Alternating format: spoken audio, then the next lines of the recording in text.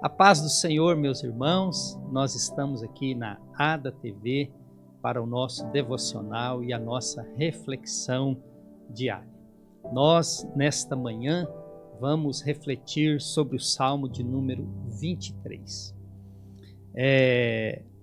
O escritor Gary Collins, em seu livro Aconselhamento Cristão, ele denomina a ansiedade como a emoção da nossa época.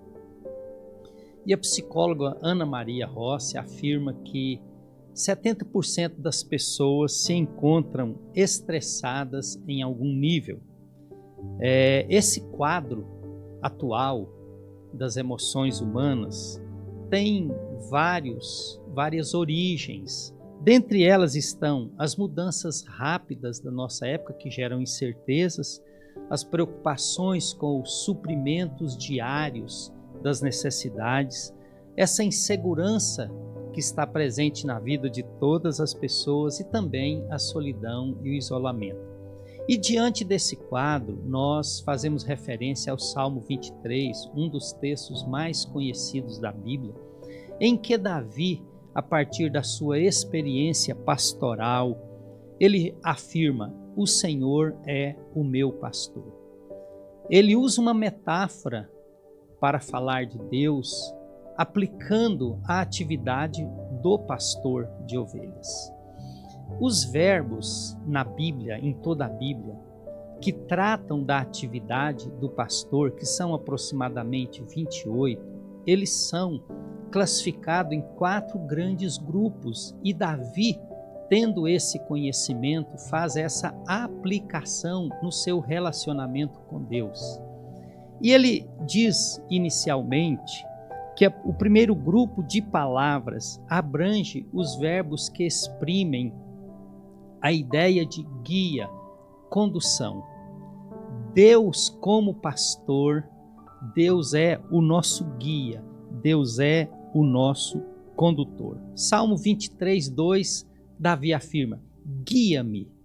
Ou seja, Davi conhecia aquela experiência das ovelhas, cuja visão não vai além de 8 metros e o seu senso de direção é muito pequena. Então, a ovelha precisaria de um pastor que a guiasse indo à frente pelo caminho correto, para que ela não se perca. Deus como pastor, Deus é o nosso guia. Nesse tempo de tanta incerteza, de mudanças tão rápidas, nós temos a convicção que temos em Deus o nosso guia. Essa realidade, ela é ilustrada de forma muito abençoadora na saída do povo de Israel do Egito, quando eles passam o Mar Vermelho e entram no caminho do deserto. Deus envia a nuvem durante o dia, que se transforma em uma coluna de fogo durante a noite. A principal função era guiar, conduzir o povo, ir à frente do povo. Deus é o nosso guia. Nessa vida em que é tão fácil se perder pelas circunstâncias, pelas incertezas, pelas mudanças, nós temos convicção: Deus é o nosso guia. Deus nos dá a direção. Se você precisa tomar decisões importantes na sua vida, saiba de uma coisa: Deus é o nosso guia. Ele vai à nossa frente. Isso Jesus disse lá em João 10, 4, quando ele diz que o pastor vai à frente das ovelhas, né? Então, nós temos em nosso Deus um pastor que guia as suas ovelhas. Deus está no meio do seu povo e Deus dá direção para o seu povo e as suas ovelhas. O segundo grupo de palavras nos situa no âmbito da criação, do cuidado criacional ou da provisão. As ovelhas, elas dependiam do pastor. O pastoreio iniciava por volta de 4:30 da manhã, em que o pastor conduzia as ovelhas para fora do aprisco, e era a sua responsabilidade prover água, prover alimento, prover descanso. As ovelhas pastoreavam ou se alimentavam até as 10h30 da manhã aproximadamente. Já exaustas, elas precisavam de uma água parada, porque a ovelha só bebe água em água parada. Então o pastor providenciava o alimento, a água e o descanso. E as ovelhas podiam então deitar-se e descansar. Ou seja, o pastor era um pastor provedor. Assim é o nosso Deus. O nosso Deus é um pastor provedor. Novamente, nós ilustramos esse ponto a partir da jornada do povo de Israel no deserto, onde não havia água, onde não havia comida. E, no entanto, Deus realizava milagres diários. Deus enviava o maná diariamente para ser colhido. E da rocha, Deus providenciou água. Meu irmão, minha irmã, no deserto desta vida, nós temos um Deus que é provedor. Paulo diz que o Senhor, segundo a sua riqueza, há de suprir cada uma das nossas necessidades. Nós podemos descansar em Deus, buscar primeiramente o seu reino, porque nós temos um Deus que é provedor. Todas as nossas necessidades, elas serão supridas pelo nosso Deus. Às vezes, nós nos impressionamos com alguns aspectos citados na Bíblia, quando, por exemplo, Paulo está preso em Roma e recebe uma oferta da igreja de Filipos, que fica a quase 2.000 quilômetros de distância, em uma época que se não tem WhatsApp, não tem telefone. Paulo está preso, mas Deus, na sua providência, desperta os irmãos da cidade de Filipos para enviar-lhe uma oferta. Deus é o Deus provedor.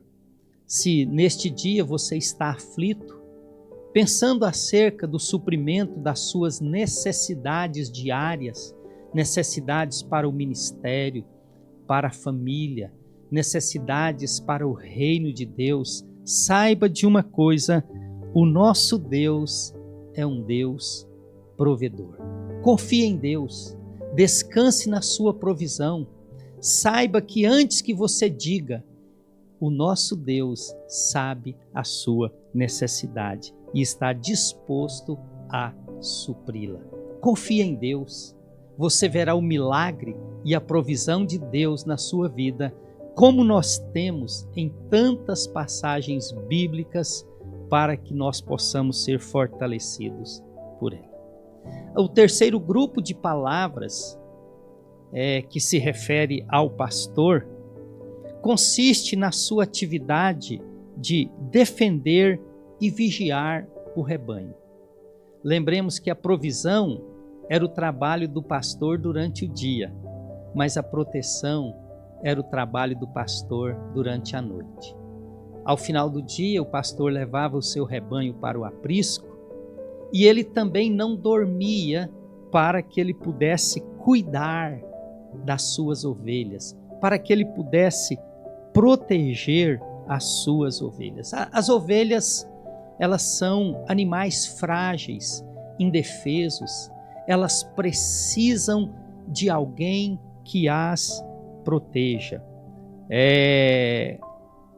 O salmista Davi vai dizer: ainda que eu ande pelo vale da sombra da morte, eu não temerei mal nenhum, porque tu estás comigo, a tua vara e o teu cajado me consolam. Davi entende que Deus, como pastor, coloca à sua disposição a presença protetora. Mesmo Davi sendo frágil, ele tinha um Deus que o guardava, que o protegia de todo o mal. Nós temos um Deus poderoso. Deus é o fiel guarda de Israel. O Salmo 21 fala sobre isso. Que Ele nos guarda, Ele não tosqueneja, Ele não dorme. Pelo contrário, Ele nos guarda de todo o mal. Deus, como pastor, é um Deus protetor. Em um mundo de tanta insegurança, em que o comércio, que é voltado para a área da segurança, cresce cada vez mais, mas mesmo assim as pessoas se encontram inseguras. Mas nós não. Nós temos um pastor que guarda as suas ovelhas, que protege, que impede que o inimigo ataque, destrua, tire a vida. As nossas mãos estão levantadas para clamar a um Deus que é protetor, cujos anjos assistem aqueles que o temem e que de fato protege de maneira poderosa aqueles que o servem. Por toda a Bíblia, nós temos exemplos de um pastor, de um Deus pastor que protege e que guarda o seu povo dos perigos, dos males, dos ataques satânicos, das hostes celestiais malignas. Enfim, nós temos um Deus que é protetor. E por último, o quarto aspecto da relação do pastor com as ovelhas, expressas nos termos aplicados na Bíblia, se refere à ligação afetiva. É interessante que o pastor de ovelhas, como era a experiência de Davi, ele acompanhava o nascimento da ovelha, ele cuidava daquele filhote, ele protegia aquele filhote, ele provia as suas necessidades junto com a mamãe ovelha, e ele dava àquele filhote um nome. E no decorrer do tempo ia gerando uma relação de intimidade, de modo que a ovelha passava a conhecer a voz do seu pastor. E ela não atendia à voz de outro pastor. É interessante que os pastores se reuniam, vários pastores com vários rebanhos, e eles dormiam no mesmo aprisco para que os pastores pudessem revezar e descansar. E pela madrugada, ao erguer a sua voz, o pastor, as suas ovelhas saíam de entre as demais ovelhas e o seguiam, porque era um relacionamento de vínculo, era um relacionamento de amizade, de conhecimento, de solidariedade, era um relacionamento baseado no amor e na intimidade.